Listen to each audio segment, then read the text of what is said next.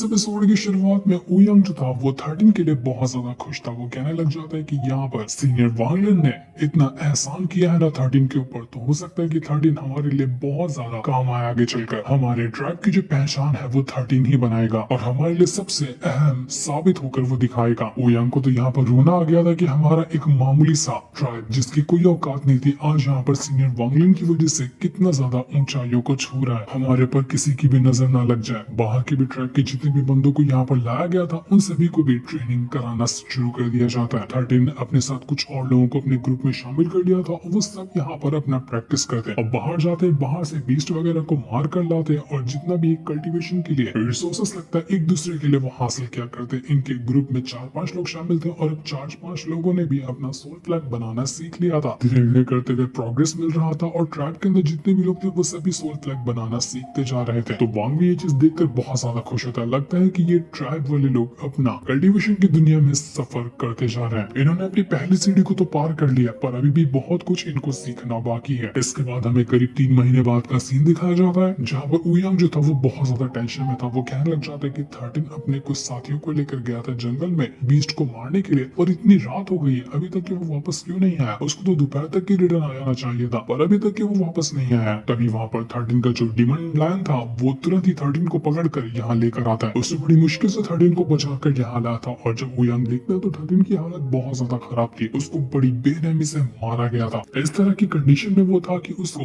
होश ही नहीं होता कि उसके साथ अभी चल क्या रहा है। तुरंत वहाँ पर वांग आता है और देखने लग जाता है कि आखिर ये 13 के साथ हुआ क्या। तो जब वो अपनी पावर का इस्तेमाल करते हुए चेक करता है तो उसको पता चलता है कि अरे बाप रे 13 के तो पूरे के पूरे मेरिडियन को तोड़ दिया गया। आखिर इतनी घटिया हरकत 13 के साथ किसने की। वो तुरंत यहाँ पर अपनी पावर का इस्तेमाल करते हुए जहाँ 13 को इतनी ज्यादा चोट लगी थी, उसको तकलीफ हो रही थी, उसकी तकलीफ कम करने में लग जाता है जिस वजह से 13 को हल्का हल्का होश आता है। वांग तुरंत उससे पूछता है कि 13 बताओ किसने किया तुम्हारे साथ ये। तो 13 बताने लग जाता है कि हमारे ऊपर ना एक बड़ी ट्रैप के लोगों ने हमला किया था जिनका नाम है त्यांशु। उस ट्रैप के लोगों ने हमारे ऊपर अटैक कर दिया। मैं अपनी पूरी टीम को लेके गया था बीस्ट को मारने के लिए। हमारे पूरी की पूरी टीम के सभी मेंबर मारे गए। बड़ी मुश्किल से यहाँ पर मेरी जान बच पाई। उन लोगों ने जिसने हमारे पर हमला किया था ना उनका एक एल्डर है जिसने व्हाइट कलर के कपड़े पहने थे और उसने मेरा सोल फ्लैग भी छीन लिया जो कि बड़ी मेहनत से मैंने बनाया था। और उसके बाद उसने मेरे सारे के सारे मेरिडियन तोड़ दिए। उसने कहा है कि अगर मुझे मेरा सोल फ्लैग वापस चाहिए ना तो मुझे उसके महल के अंदर जाना होगा, वहां जाकर उससे सोल फ्लैग हासिल करना, वरना वो मुझे सोल फ्लैग नहीं देगा। उसने हमारे ट्राइब के अंदर दहशत फैलाने के लिए मुझे इतनी बुरी हालत में यहाँ लाकर छोड़ दिया ताकि हम सब उससे डर जाए।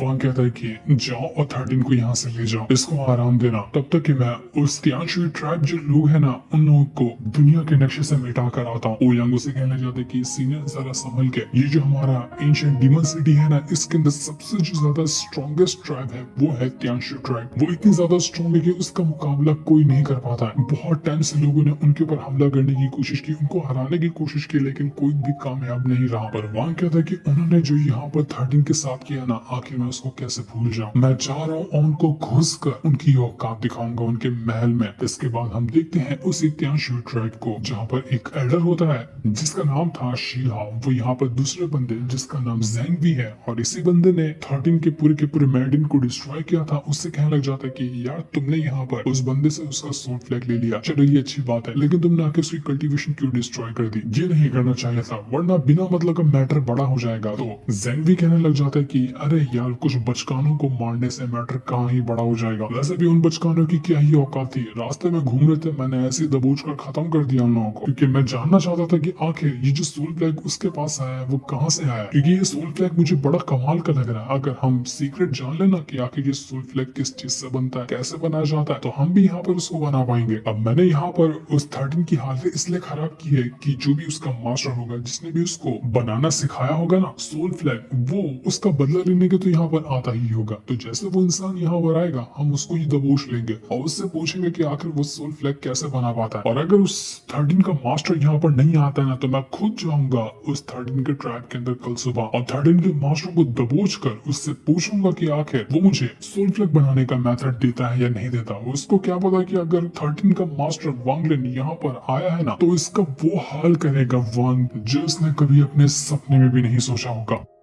और शीहा उसे कह रहा था कि यार तूने बिना मतलब का मैटर ले लिया, मुझे तो अच्छी फीलिंग नहीं आ रही है इस चीज को लेकर, क्या पता उस 13 का मास्टर कितना ज्यादा स्ट्रॉन्ग हो। तो जैंग भी कहने लग जाता है कि अरे यार तुम ना बहुत ज्यादा टेंशन लेते हो, अगर सच में उस 13 का मास्टर स्ट्रॉन्ग होता तो वो एंशिएंट डीमन सिटी के ऊपर जाकर अपना कब्जा नहीं कर लेता, ऐसा छोटे मोटे ट्रैप को क्यों चला रहा होता। वो फिक्र मत करो, वो मास्टर बिल्कुल भी काम का नहीं होगा, अगर वो यहाँ पर आता है ना तो हम उसको आसानी से पकड़ लेंगे। वैसे भी हमारा त्याशु ट्रैप जो है ना वो बहुत ज्यादा स्ट्रॉन्ग है, हमारे पास कितने बंदे हैं, एक अकेला इंसान हम सबकी थोड़ी ना वाट लगा देगा। आने दो जरा उसको, अगर उसके अंदर हिम्मत है तो वो आकर तो दिखाए, हम उसको यहाँ से जिंदा वापस नहीं जाने देंगे। तो शिहा कहने लग जाता है कि बात तो तुम्हारी सही है, हमारी ट्रैप के ऊपर एक एंशिएंट फॉर्मेशन लगा हुआ है जिसे तोड़ना नामुमकिन है किसी भी कल्टीवेटर के लिए। तो अगर वो यहाँ पर कुछ भी गड़बड़ करने की कोशिश करता है तो वो हमारा प्रोटेक्शन फॉर्मेशन जो है वो उसको वैसे ही अंदर आने नहीं देगा। उस फॉर्मेशन की वजह से यहाँ पर मेरी सांस में सांस है, वरना तो मेरा दिल ऐसा धक धक कर रहा था। और तभी वहाँ की जमीन हिलने लग जाती है और उनका जो प्रोटेक्शन फॉर्मेशन था वो यहाँ पर एक्टिवेट हो चुका था, क्योंकि उसने महसूस कर लिया कि यहाँ पर कुछ गड़बड़ हो रही है। देखते ही देखते वहाँ पर वांग एक कमाल की एंट्री मारते हुए पहुंच चुका था। वो यहाँ पर आकर कहने लग जाता है कि आखिर किसने मुझे चैलेंज किया कि मैं यहाँ पर आऊँ, जिसने भी मुझे यहाँ पर बुलाया है ना,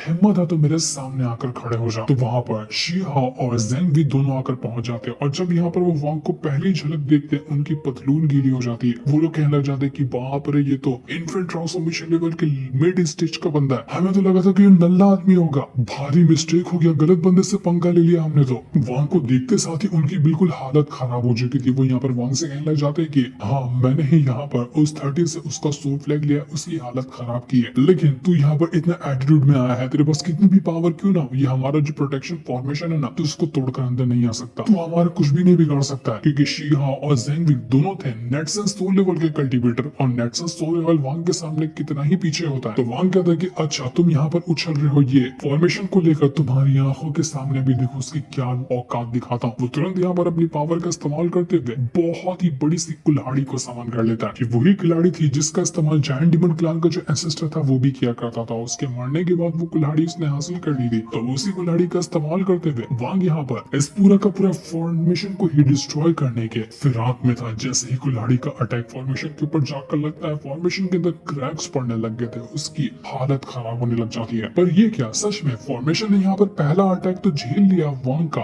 पहला अटैक में फॉर्मेशन नहीं टूटा, तो वांग यहाँ पर दोबारा से कुल्हाड़ी का इस्तेमाल करता है और एक और खतरनाक अटैक देकर मारने की कोशिश करता है ताकि इस बार वो उस फॉर्मेशन को तोड़ सके। पर ये क्या, दूसरी बार भी यहाँ पर फॉर्मेशन टूटा ही नहीं, फॉर्मेशन तो टूट ही नहीं रहा था। तो इस चीज को देखकर पहले तो यहाँ पर जेंग भी और शिहा दोनों की फटी पड़ी थी, पर अब वो कहने लग जाते कि अरे देखा, कहा था ना हमने, तेरी औकात नहीं कि तू यहाँ पर इस फॉर्मेशन को तोड़ सके, तू इसको नहीं तोड़ पाएगा। हमारा त्याशु ट्रैप जो है ना वो इतना ज्यादा स्ट्रॉन्ग है कि तेरे से अचकाने बचकाने की औकात नहीं है इसको खत्म करने की। ये लोग तो गिलगिट से भी ज्यादा तेज रंग बदलते हैं, अभी इनकी फटी पड़ी थी, अब यहाँ पर एटीट्यूड दिखाने लग गए। जेंग भी तो और ज्यादा उछल उछल कर वांग को गुस्सा दिलाने की कोशिश कर रहा है कि अबे तू होगा कहीं का इमॉर्टल विमॉर्टल, लेकिन तू मेरे सामने कुछ भी नहीं है, तेरे से इमॉर्टल को तो हम यहाँ पर सफाई के काम पे रखते हैं। बेहतर यही होगा कि तू यहाँ से कल्टी मार ले, अगर तू अपनी जान बचाना चाहता है तो, वरना बहुत बुरी मौत तू मरेगा। इतना पावरफुल कल्टीवेटर होके यहाँ पर बड़ी अपनी बेइज्जती करवा रहा है, और कितनी बेइज्जती अपनी करवाना तुझे बाकी है, तो कितनी भी कोशिश क्यों ना कर ले, हर बार कोशिश कर, फॉर्मेशन नहीं टूटेगा और हर बार तेरी बेइज्जती होगी। लेकिन वांग को उसकी बातों से कोई फर्क नहीं पड़ा था, वो तो बस यहाँ पर इस चीज को देखकर बड़ा खुश हुआ था कि ये बहुत अच्छी बात है कि ये फॉर्मेशन नहीं टूटा, ये फॉर्मेशन बाहर के किसी भी अटैक को आसानी से झेल सकता है, तो क्यों ना यहाँ पर मैं इस फॉर्मेशन को सीधा उठा लेता हूँ। ये फॉर्मेशन बिल्कुल इंडिस्ट्रक्टेबल है, इसको नहीं तोड़ा जा सकता बाहर के फोर्स को लगाकर, इसको अगर तोड़ना है तो सिर्फ इसको अंदर से ही तोड़ा जा सकता है। तो वांग तुरंत यहाँ पर अपनी पावर का इस्तेमाल करता है और अपनी पावर का इस्तेमाल करते हुए अपनी रेड लाइटनिंग की पावर को एक्टिवेट करता है, और वो पावर सीधा जाकर मर्ज कर देता है अपनी कुल्हाड़ी के अंदर, जिस वजह से वो जो कुल्हाड़ी थी वो बहुत ज्यादा स्ट्रॉन्ग बन चुकी थी, और अब वो कुल्हाड़ी बिल्कुल गोल गोल घूमना शुरू कर देती है। कुल्हाड़ी क्या काम कर रही थी, कुल्हाड़ी ये कर रही थी कि वो जमीन के अंदर गड्ढा बना रही थी, ताकि जितना भी फॉर्मेशन जमीन के अंदर है ना, पूरा जमीन को ही उठा लिया जाए ऊपर तक के। क्योंकि वांग अब यहाँ पर करना चाह रहा था कि वो पूरा फॉर्मेशन को उठाकर अपने पास रखना चाहता है, क्योंकि ये फॉर्मेशन उसके दिल में बस गया तो वो उस फॉर्मेशन को तोड़ेगा नहीं, बल्कि उसको अपने पास ही रख लेगा। इस चीज को देखकर वो शिहा और जेंग भी दोनों की हालत खराब हो जाती है, उनको समझ ही नहीं आता कि अरे ये क्या हो रहा है, आखिर ये बंदा यहाँ पर करना क्या चाहता है। वांग जैसे ही यहाँ पर अपनी पावर का इस्तेमाल करता हुआ पूरी की पूरी जो जमीन थी वो फट कर ऊपर आ जाती है, पूरे के पूरे त्याशु ट्राइब को ही उसने फॉर्मेशन के साथ साथ उठा लिया था हवा में। पूरा जमीन का इतना बड़ा हिस्सा हवा में फ्लोट कर रहा होता है, जो चीज देखकर यहाँ पर सब के सब ट्राइब मेंबर की हालत हालत खराब हो जाती है। वहाँ पर शिहा जो था वो जेंगवी से कह रहा था कि जेंगवी, कहा था ना मैंने, तूने गलत बंदे से पंगा ले लिया, हमारे ट्रैप की तो तूने लगा दिए, हम नहीं बचने वाले, ये पक्का हम सबको मार डालेगा, ये पूरी जमीन को फाड़ कर उठा लिया, तो हमें कितनी आसानी से ये फाड़ सकता है। वहाँ पर जेंगवी भी सोच में पड़ गया था कि यार पागल हो गया मैं, लगता है किसी पागल बंदे से मैंने पंगा ले लिया, ये इंसान नहीं बिल्कुल शैतान है, शैतान से भी बढ़कर चीज है ये अब नहीं रुकेगा, ये हम सबको खत्म कर देगा। वांग यहाँ पर कहने लग जाता है कि इस फॉर्मेशन को तोड़ने में मुझे कोई फर्क नहीं पड़ेगा, मैं थोड़ी सी और कोशिश करूँ तो मैं उसको तोड़ सकता हूँ, लेकिन मेरे पास उतना टाइम नहीं है, मैं अपना कीमती टाइम इन बचकानों के ऊपर वेस्ट नहीं करना चाहता। तो मैं क्या करता हूँ कि मैं यहाँ पर सीधा इस फॉर्मेशन को रिफाइन करना चाहता हूँ अपनी पावर के साथ। एक बार ये फॉर्मेशन रिफाइन हो जाए तो मैं उसको आसानी से जहाँ चाहूँ वहाँ इस्तेमाल कर सकता हूँ, और उसके बाद खदेड़ते हुए मैं इन सभी को बाहर निकालूंगा और इन सबको वैसे ही मार डालूंगा। तो वांग सीधा का सीधा पूरे त्याशु ट्रैप को उठाकर ले जाता है अपने ट्राइब के पास, और जब उसके ट्राइब के लोग ये चीज देखते हैं कि आसमान से इतना बड़ा जमीन का टुकड़ा यहाँ पर उड़ते हुए आ रहा है, उनकी हालत खराब हो जाती है कि ये क्या हुआ। उनको नजर आता है कि यहाँ पर तो वांगलिन है, वांगलिन पूरे के पूरे त्याशु ट्राइब को उठाकर यहाँ ले आया। वांग को आखिर हो क्या गया है। वांग तुरंत यहाँ पर अपनी पावर का इस्तेमाल करते हुए अपना 1 बिलियन सोल फ्लैग एक्टिवेट करता है, और उसके अंदर से वो जो एंसेस्टर की सोल वगैरह होती है उन सभी को बाहर निकाल लेता है। और अब यहाँ पर सारी की सारी सोल मिलकर फॉर्मेशन के अंदर गैप बनाने की कोशिश करी थी, क्योंकि एक बार फॉर्मेशन के अंदर गैप बन जाए तो उसके बाद वांग अंदर जाएगा और ये शिहा और जेंगवी जितने भी लोग हैं उन सभी को बुरी तरीके से जान से मार डालेगा। उन दोनों को यहाँ पर उनकी मौत नजर आ रही थी, वो लोग समझ चुके थे कि हम यहाँ पर अब बचेंगे नहीं, हम मर जाएंगे। अब वांग यहाँ पर कहने लग जाता है कि तुम दोनों ना इस फॉर्मेशन के अंदर से बाहर निकल कर आओ, अगर यहाँ पर बाहर नहीं निकल कर आए ना तो मैं पूरी दुनिया के नक्शे से इस त्याशु ट्रैप को मिटा कर रख दूंगा, इस त्याशु ट्रैप का अस्तित्व ही खत्म हो जाएगा। जितने भी लोग थे वांग के ट्रैप वाले वो बहुत ज्यादा खुश हो चुके थे कि देखो तो जरा हमारे मास्टर को, उनके सामने टिकना किसी की भी औकात नहीं है। 13 भी यहाँ पर इस चीज को देखकर बहुत ज्यादा खुश था कि आखिर मेरे मास्टर ने मेरा बदला ले लिया इन लोगों से, मेरे मास्टर अब इन लोगों को छोड़ने नहीं वाले हैं। शिहा जो था वो जेंगवी से कहना चाहते कि जेंगवी देख, सबसे बड़ी गलती तेरी है, तूने 13 को पकड़ा था, तूने उसकी कल्टीवेशन डिस्ट्रॉय की है, तेरी वजह से हम यहाँ पर मुसीबत में पड़े, तो तू पहले जा उसके पास, अगर उसके मूड में आता तो वो तेरी जान बख्श देगा या फिर तू मर जाएगा, लेकिन मैं नहीं चाहता कि तेरी वजह से हमारा पूरा का पूरा त्याशु ट्रैप बर्बाद हो जाए, जाके सरेंडर कर दे उस वांगलिन के सामने। तो यहाँ पर वो जो जेंगवी था वो वांग से कहने लग जाता है कि देखो मैं यहाँ पर फॉर्मेशन के बाहर आ चुका हूँ, मैंने तुम्हें चैलेंज किया था ना कि तुम मुझसे फाइट कर सकते हो या नहीं कर सकते हो, तो मैं यहाँ पर तुमसे फाइट करने के लिए तैयार हूँ, तुम मुझसे फाइट करो और मेरे पूरे ट्रैप को छोड़ दो, मैं अपने ट्रैप की खातिर अपनी जान देने के लिए तैयार हूँ। वो तुरंत अपनी पावर का इस्तेमाल करते हुए वांग के साथ फाइट करने लग जाता है, पर वांग कहता है कि बचकाने तेरी औकात ही नहीं कि तू यहाँ पर मेरे ऑरा के सामने भी टिक सके, मुझसे फाइट करना तो बहुत दूर की बात है। वो एक ही सेकंड के अंदर सीधा पकड़ता है उस जेंगवी को और डाल देता है अपने 1 बिलियन सोल फ्लैग के अंदर, जिस वजह से वो उसकी सोल सीधा जा चुकी थी 1 बिलियन सोल फ्लैग के अंदर। उसके बाद वांग उस शिहा से कहना चाहता है कि शिहा अपना ये फॉर्मेशन खोलो और तुम्हारे ट्राइब के अंदर जितने भी मेंबर है ना उन सभी को बाहर निकालो और उनको शामिल करो मेरे ट्राइब के साथ, अगर तुम लोग जिंदा अपने आप को देखना चाहते हो तो। और आज से तुम्हें काम करना है मेरी ट्राइब के लिए। कोई ऑप्शन था ही नहीं शिहा के पास और उसके ट्राइब वालों के पास